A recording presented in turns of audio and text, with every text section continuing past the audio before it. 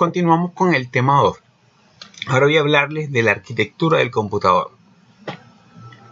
Todo computador está conformado por dos componentes principalmente, que son el hardware y el software. Ambos componentes son importantes y ambos constituyen el computador. Es decir, uno no puede andar sin el otro. Yo no puedo tener un hardware sin software o un software sin hardware porque dejaría de ser un computador. Ahora, el hardware es todo eso que nosotros vemos y tocamos, todo ese aparato. Nosotros cuando vemos el computador vemos el hardware. El software es lo que está dentro, almacenado. Tiene que ver con programas e información. Tenemos aquí una definición para cada uno de ellos. El software es la parte física o arquitectura del sistema, la parte palpable, formado por componentes electrónicos y mecánicos. La palabra hard quiere decir duro y ware, mercancías. Mercancías duras, todo lo que tú puedes tocar. El teclado, el ratón, la pantalla, la unidad de disco, todo eso forma parte del hardware. El software es la parte lógica del sistema. Está formado por los programas y la información. Tú no puedes tocar el software, no lo puedes palpar. El software existe, la información se ve y se utiliza, pero no la puedes tocar con las manos. A eso me refiero. Por eso se llama software, parte suave, mercancías suaves. El compendio de ellos hace el computador. Hay una relación directa o analogía con lo que es el ser humano. El ser humano tiene un hardware, que es el cuerpo físico, y un software, que es el cerebro, que es el que indica la actuación de todo ese hardware. Si no tenemos un software, o sea, si no tenemos un cerebro, hay muerte cerebral, por muy bien que esté el cuerpo, no puede funcionar. O viceversa, ha habido casos que quizá en una situación problema la persona perdió todo su cuerpo, parte del cuerpo, pero aunque el cerebro funcione, pero si el cuerpo no está funcionando, es como tener un programa, pero no tener un hardware donde ponerlo a funcionar. Entonces, ambos son importantísimos para constituir un computador. Cuando se habla de arquitectura del computador, se refiere a cómo está conformado físicamente, internamente, o sea, tiene que ver con el hardware. ¿Ok? La parte del software se estudia más a través de la evolución de los lenguajes, pero el software se estudia a través de lo que es la arquitectura, cómo está conformado. Ese hardware tiene dos tipos principales de componentes, que son los periféricos y el CPU.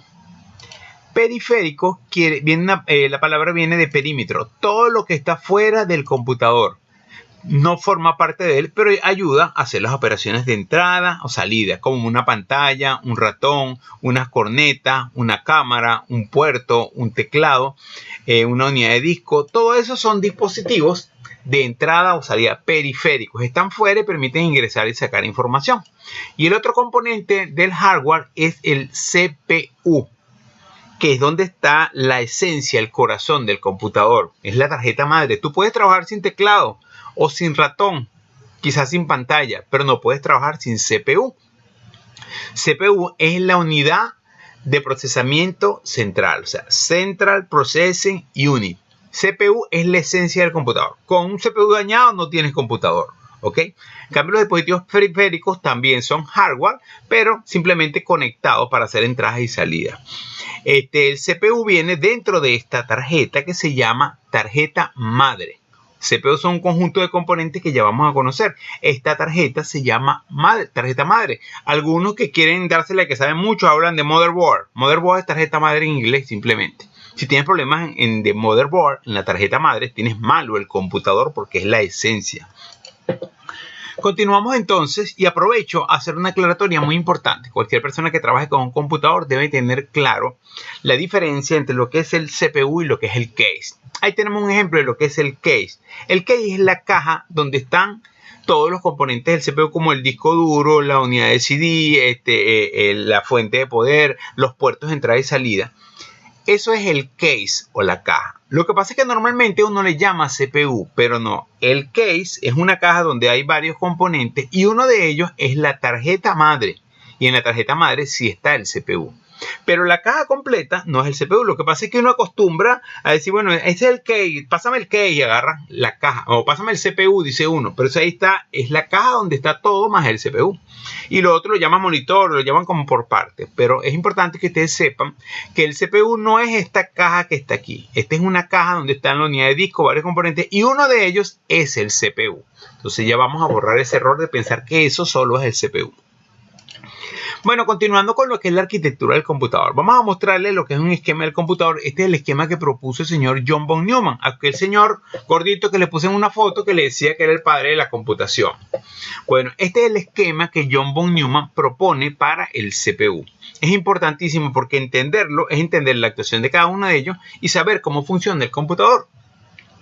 Fíjense que estos tres cosos que están acá en color verde son lo que conforman el CPU. O sea, el CPU es un compendio de cosas, varios elementos a la vez. Es decir, la unidad de memoria interna, la unidad aritmética lógica y la unidad de control. Tenemos los dispositivos de entrada, que es todo aquello que nosotros usemos para ingresar información al computador. Tenemos los dispositivos de salida, que viene siendo todos los resultados que mostramos. Y el almacenamiento secundario, que son los discos y todo eso. Fíjense que todos estos componentes están asociados con unas flechitas rojas con la unidad de control. La unidad de control dentro del CPU es una de las que ejerce las funciones principales, ya los vamos a ver, porque todos se comunican a través de ella.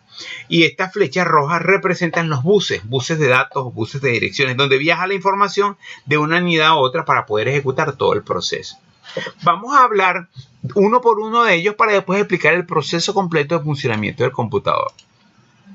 Entonces le decía que el CPU quiere decir unidad central de procesamiento y viene del inglés Central Processing Unit, CPU, o procesador. Es el componente principal del ordenador y otros dispositivos programables que interpreta las instrucciones contenidas en los programas y procesa los datos. Envía y recibe señales de control, direcciones de memoria y datos de un lugar a otro del ordenador a través de las líneas llamadas bus, que era lo que les explicaba ahorita. El CPU son los tres componentes que reciben de los dispositivos de entrada del almacenamiento externo o mandan a los dispositivos de salida. El CPU está conformado por tres componentes: la unidad de control, la unidad aritmético-lógica y la unidad de memoria interna. Fíjense que para que lo puedan asociar más fácil, les puse un icono, una imagen. O sea, el computador tiene tres cosas. Tiene una unidad de control, es que está un director de orquesta, porque es la que controla todo. Tiene una unidad aritmético-lógica, es una calculadora. ALU es de Arithmetical Logical Unit, en inglés.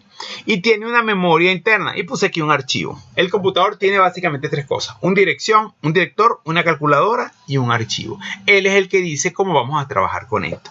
Vamos a conocer cada uno de ellos. Comenzamos con la unidad de control, nuestro director de orquesta. Dice: dirigir la secuencia de pasos de modo que la computadora lleve a cabo un ciclo completo de ejecución de una instrucción, y hacer esto con todas las instrucciones de que conste el programa. Por cada instrucción va a ir ejecutándolo. Ella controla la actuación de los demás componentes, porque ella es que recibe la unidad de entrada, después manda la unidad de memoria, o manda la unidad aritmético-lógica, o manda la salida. Ella está conectada con todos. Si ven el gráfico inicial, ella es la que se conecta con todos los componentes. Ya después explicamos completo. La unidad de control trabaja en dos ciclos, o sea, todo lo que ella hace, lo hace, digamos, en dos etapas. Uno que es el ciclo de identificación y localización, y el ciclo de ejecución. Todo lo que hace la unidad de control lo hace en dos partes. Primero, ciclo de identificación y localización, y ciclo de ejecución. Bueno, hablemos de ellos. En el ciclo de identificación y localización, dice que consiste en ir a la memoria, extraer el código de la siguiente instrucción que estará en la siguiente celda de memoria por leer. Este paso se llama ciclo de fetch. En la literatura computacional, to fetch significa traer, ir por, o sea, porque él va por la próxima instrucción. Luego decodifica, o sea, interpreta la instrucción recién leída, y para determinar de qué instrucción se trata. Entonces, en el ciclo de identificación y localización, él agarra la instrucción, identifica qué es lo que va a hacer. Voy a hacer una suba, voy a hacer una multiplicación, voy a almacenar, voy a mostrar, depende de lo que nos estén pidiendo. El otro ciclo, el ciclo de ejecución, es el que en sí hace las cosas. Ejecuta la instrucción y se prepara para leer la siguiente casilla de memoria, que contendrá la siguiente instrucción, y volver al primer paso para continuar. Entonces él identifica y localiza la instrucción y la ejecuta. Vamos a sumar que era una suma. Bueno, sumamos. Vuelve a agarrar otra instrucción, identifica para qué es, busca los datos y opera. Y así va a ir trabajando hasta que cubra todas las instrucciones. Esa es la unidad de control, que dirige el proceso principalmente y dirige lo que hace la unidad aritmético-lógica y la unidad de memoria interna. Hablamos de la unidad aritmético-lógica, Arithmetical Logical Unit. Opera con datos que recibe de la unidad de control para realizar operaciones aritméticas, suma, resta, multiplicación, división, potencia, y lógica, que es la comparación de resultados, y la obtención de una respuesta verdadera o falsa. Entonces, ella es la que hace la suma, las restas o las preguntas. Este número es igual a este número es menor que el otro. O sea, la unidad de control recibe los datos y se los manda a la unidad aritmético-lógica para que ella haga las operaciones a su calculadora. Aquí se interpretan las instrucciones por medio de un registro especial llamado zona de almacenamiento temporal del CPU. Si recuerdan, en el gráfico hay unas flechas rojas que yo les dije que se llaman buses de datos y direcciones. Ahí viaja la información entre un componente y otro. Ahora, en esos buses, la información viaja en registros. Registros es el formato donde va la información. Por eso me dicen, hay computadores de 32 bits o 64 bits. Si estamos hablando de más bits, quiere decir que el registro es más grande y la cantidad de información que él trae es mayor. O sea que son computadores más rápidos. A mayor número de bits, mayor rapidez. Bueno, ese registro que lleva la información entre la unidad de control y la calculadora se llama zona de almacenamiento temporal del CPU. Y llegamos al otro componente del CPU. Recuerden que son tres: unidad de control, unidad aritmético-lógica y unidad de memoria. Dice que la unidad de memoria interna sirve para almacenar no solo la información inicial, sino los cálculos intermedios, los resultados y las instrucciones de control. O sea, guarda todos los datos que tú recibiste, todo lo que vas calculando y todos los que vas a mostrar como salida, además de las instrucciones de control. ¿Qué son las instrucciones de control? Esas variables que nos van a permitir llevar la cuenta de dónde voy. Voy por la primera instrucción, voy por la segunda, hasta dónde voy a terminar, para llevar la cuenta, pues todo ese control. Dice que la unidad de memoria interna se encuentra dentro del CPU y existen en ella 4 formas de almacenamiento. O sea, cualquier dato que esté en la memoria interna va a estar en una de estas áreas. No estoy diciendo que las 4 áreas sean del mismo tamaño, sino simplemente que hay 4 áreas. Una es el almacenamiento de entrada, donde están los datos que se ingresaron. Otra es el almacenamiento de salida, donde está lo que vamos a mostrar como resultado. Un área que se llama almacenamiento de programas, recordándolo de von Neumann, el programa debe estar almacenado en la memoria. Y un área que se llama memoria de trabajo, que ahí va llevando los cálculos intermedios, los que se van generando con esos datos de entrada para ir produciendo los demás resultados, y las instrucciones de control. Dentro de esas instrucciones de control hay una variable que se llama Instruction Counter, que es el contador de instrucción. Esa es una variable que va llevando la cuenta, que la lleva a la unidad de control. Entonces ya dice, bueno, ok, vamos a empezar el programa. Estamos en la línea 1. Agarra la primera instrucción, la pasa por sus 2 ciclos, ejecución, identificación y ejecución. Y después de que la ejecuta, vuelve, incrementa el contador de instrucción. Vamos a la segunda, recoge la segunda. Él le va a llevar la cuenta de por dónde vamos hasta saber que el programa termina. Pero eso lo almacena en la memoria interna. Fíjense que, ¿cómo está constituida esa memoria interna? Está formada por anillos ferromagnéticos compactos atravesados por alambres conductores de corriente eléctrica magnetizados o no. Okay, puros anillos mínimos, no son visibles a los humanos, y ahí pasa la corriente eléctrica. Puede ser que esté magnetizado, que representa un 1, o no magnetizado, que representa un 0. Esa memoria interna, viene en tarjetas y también es llamada memoria principal o primaria. Ajá, ¿por qué principal? Porque es, digamos, la del CPU, porque hay 2 memorias. Hay principal o primaria o interna, que es esta que estamos hablando, y hay otra memoria que, digamos, un poco menos importante, pero también tiene su utilidad, que es la memoria externa. Que esos son los discos, los disquetes, que son aquella memoria que tú puedes sacar. Ya vamos a hablar de ella. Hay 2 tipos de memoria. La interna, que está dentro de las tarjetas del CPU, y la externa, que son los disquetes, CDs, los dispositivos de almacenamiento extraíbles. Esta es la forma de la memoria interna, ¿verdad? Que está dentro del CPU. Ahora hablemos de la memoria externa. Dice, también se llama almacenamiento secundario. Dice, permite el almacenamiento de grandes cantidades de información a un menor costo que la memoria interna. Vienen cintas, discos, disquetes, pendrive o cualquier otro dispositivo de almacenamiento, dispositivo extraíble. Por lo menos el disco duro, aunque está dentro del case, no está en la tarjeta de CPU. Entonces el disco duro es memoria externa. Pues tú puedes sacar el disco duro. De hecho, el disco duro es extraíble. Dice que es de carácter permanente. ¿Cómo es esto? O sea, se va la luz, tú pierdes lo que estaba, una parte de la memoria interna, pero de la externa no se pierde. Todo lo que está grabado en el disco sigue, todo lo que está en el pendrive sigue, a menos que tú lo borres. También es llamada almacenamiento masivo o secundario, o sea, porque puedes guardar mayores cantidades de información. Pero memoria secundaria, memoria externa, está fuera del CPU, discos, pendrive, dispositivos. Memoria interna dentro del CPU. ¿Ok? Y ya viene en tarjeta. De todos modos, vamos a establecer un cuadro de diferencias de esas memorias entre interna y externa. La interna está dentro del CPU, la externa está fuera del CPU. Y no estoy hablando de la caja, del case, estoy hablando de la tarjeta de la tarjeta madre. La interna está allí, la externa no. La interna viene en tarjetas y la externa viene en discos, pendrive, cintas, otros dispositivos de almacenamiento. Por eso es que la interna es más costosa, porque es mucho más caro una tarjeta de 1 GB que, por ejemplo, que un disco de 1 GB, que es más costoso en memoria, que es el dispositivo interno en tarjeta. Y como otra diferencia importante, que una parte de la memoria interna es temporal, se puede perder. Y la externa es permanente, como les dije ahorita. En la externa se va la luz, lo que tú grabaste en el disco, ahí está. Lo que grabaste en el pendrive, ahí está. Pero la interna, cuando se va la luz, hay una parte de la memoria, es una parte, no toda, que es temporal, que se pierde. Lo que no habías grabado en disco se va a perder. ¿Ok? Por eso es que a veces se va la luz en el proceso, entonces quizás no puedas tener toda la información porque había una parte que estaba en esa parte de la memoria interna que se perdió porque no tiene suministro de corriente. Eso es. Entonces hay una parte de la interna que se puede perder. Aparte, esa memoria interna tiene una división. O sea, dentro de la memoria interna hay una subclasificación, que son la memoria RAM y la memoria ROM. La memoria RAM quiere decir Random Access Memory, o sea, memoria de acceso aleatorio, dice. Es el área de memoria principal o residente. Se puede grabar o extraer información sin seguir un orden en particular. Requiere el suministro constante de corriente eléctrica y es llamada memoria del usuario. O sea, esta parte de la memoria es la que tú puedes modificar. Tú escribes y borras ahí. Eso es lo que se pierde cuando se va la luz, porque dice que ella necesita corriente eléctrica. Si se va la luz, lo que tú pierdes es solo lo que estaba en RAM, lo que no se había guardado en un disco duro o que no está en ROM. Ya vamos a hablar de ROM. Y es la que requiere suministro de corriente. Se llama memoria del usuario porque es la que nosotros modificamos, creamos y borramos. Nosotros podemos grabar allí.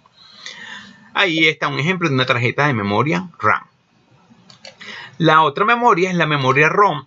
Esta sí no la podemos modificar. Dice Read Only Memory, memoria de solo lectura.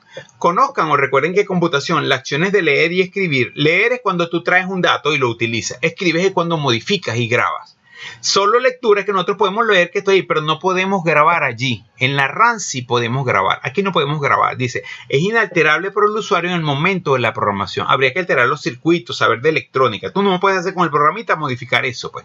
¿Ok? La ROM. Se almacenan allí funciones vitales para el funcionamiento del computador y es llamada memoria del fabricante. Esta se llama memoria del fabricante porque es la que viene de fábrica, unas tarjetas que tiene ahí el computador y esas no las puedes modificar. Y tiene la ventaja que se va la luz, eso no se pierde. Lo que está en ROM está grabado allí, eso no se va a perder. Lo que se pierde es, o que se puede perder, es lo que está en RAM. Un ejemplo de memoria ROM. Y llegamos a la memoria caché, que viene siendo como un concepto que combina, dice. Son datos conservados temporalmente en previsión de utilizarlos nuevamente y ahorrar con ellos tiempo de cálculo, búsqueda o descarga. Se usa como puente entre ROM y RAM para reducir tiempos de transferencia. Bueno, fíjense, cuando el computador está trabajando, él necesita saber el funcionamiento del computador. Todo eso está en ROM. Entonces el computador se trae información de ROM para trabajarla en la RAM y trabajar en la RAM. Cada vez que necesita datos, tiene que volver a la ROM para traerlos y seguir trabajando en la RAM. Entonces alguien pensó, podemos hacer los computadores más rápidos. Vamos a crear una memoria intermedia. O sea, yo tengo el ROM y tengo el RAM donde trabajo. Entonces me traigo de la memoria ROM para la memoria caché para que esté cerquitica de la RAM. Y cada vez que yo quiero un dato lo traigo de la caché, pues. Entonces cuando se requiere es que la caché va a ir a la ROM. Eso evita que la memoria RAM esté yendo cada ratico a la ROM a buscar porque los datos van a estar ahí en la caché y es más fácil. Por eso dice que es un puente. Ya está intermedia trayéndose aquellas cosas que yo voy a utilizar. Ejemplos de memoria caché. Ya para finalizar, entonces podemos explicar el esquema completo del computador, o sea, el funcionamiento de todos los componentes paso a paso porque ya hablamos de cada uno de ellos. Y vamos a hacer esa explicación. Bueno, tenemos aquí un ejemplo de un programa. Aquí lo ven en el lado derecho, leer A y B, sumar C igual a más B, dividir D igual a C entre 2 y mostrar D. Entonces, el programa se ingresa por el dispositivo de entrada, ya sea un teclado o venga en un almacenamiento secundario, puede venir un disco duro, un disquete, viene el programa. Lo recibe la unidad de control y lo almacena en la memoria interna. ¿En dónde? Recuerden que la memoria interna hay 4 áreas: almacenamiento de entrada, de salida, de programa y memoria de trabajo. Lo guarda en el almacenamiento de programa y empieza a ejecutar cada instrucción. O sea, agarra y activa ese contador de instrucción que está en la memoria de trabajo y dice, bueno, voy con la instrucción 1 y agarra la instrucción 1, leer A y B. Y la pasa por sus dos ciclos. Los ciclos de la unidad de control, que son el ciclo de identificación, donde verifica qué es lo que voy a hacer. Y después el ciclo de ejecución, donde lo hace. Entonces verifica, ¿qué voy a hacer? Voy a leer A y B. ¿Qué necesito? Como son lecturas, lo voy a leer del dispositivo de entrada. Y lo voy a guardar en el almacenamiento de entrada de la memoria interna. Entonces la unidad de control ya ejecuta. Se trae los valores de A y B, los números que sean, y los trae a la memoria interna y los guarda en el almacenamiento de entrada. Vuelve a la área de memoria interna que se llama memoria de trabajo. Incrementa el contador de instrucción. Vamos por la instrucción 2. Recoge la segunda instrucción, que es esta que está aquí. Sumar C igual a más B. Entonces la unidad de control identifica la instrucción. Bueno, vamos a hacer una suma. ¿Qué necesito? Tengo A y B y lo voy a guardar en C. Como es una suma, debo llevarlo a la calculadora, unidad aritmética lógica. Entonces, en el momento de ejecutar, la unidad de control se trae de aquí de la memoria, se trae esos datos a la unidad aritmética lógica, le da la orden para que ella los sume y se trae los resultados y los va a guardar en la memoria interna en cálculos intermedios en la variable C, porque es un cálculo que se va generando. Vuelve la unidad de control a incrementar el contador. Ahora el contador vale 3. Vamos con la línea 3, que es esta instrucción que está aquí. Bueno, vamos a ejecutarla. Analizamos. ¿Qué hace? Divide. Necesito a D, que es una variable intermedia, y necesito a C y dividirla. Entonces, la unidad de control se trae los datos de aquí, de la memoria interna, los lleva a la unidad aritmético lógica, ella llega, divide entre 2 y se trae el resultado y lo guarda para la variable D en los cálculos intermedios. Vuelve a incrementar el contador de instrucción y llegamos a la tercera instrucción. Vamos a mostrar D. Entonces la unidad de control hace sus dos ciclos. Primero identifica, se trae D, que es un cálculo intermedio, hasta la memoria de salida y después ejecuta, agarra el valor de D y lo muestra en el dispositivo de salida. Después viene la unidad de control, verifica que ya se acabaron las instrucciones y terminó el proceso. Así es como opera el computador. Aclaro algo, porque la unidad de memoria interna tiene que tener un área en un almacenamiento de entrada y uno de salida. Porque resulta que cuando yo me muevo entre estos tres componentes, unidad de control y unidad aritmética lógica, entre ellos todo es interno. Pero cuando yo voy a hacer una entrada de datos o una salida, tengo que trabajar con dispositivos que están afuera del CPU. Entonces hay que ejercer mayor control. Esos controles se hacen a través de unas instrucciones que se llaman interrupt, que le manda a la unidad de control para decir la impresora está prendida, que si tiene papel, que si el dispositivo está listo. Entonces hay que hacer una comunicación previa para poder hacer la ejecución. Entonces, como eso está fuera, lo que es entrada y salida está fuera del CPU, se coloca en áreas distintas de la memoria interna, o sea, almacenamiento de entrada o almacenamiento de salidas, para poder ejercer esos controles y poder enviar esos datos a esos componentes. Bueno, muchachos, con esto completamos entonces este punto. Muchas gracias por su atención. Espero que haya sido de su agrado.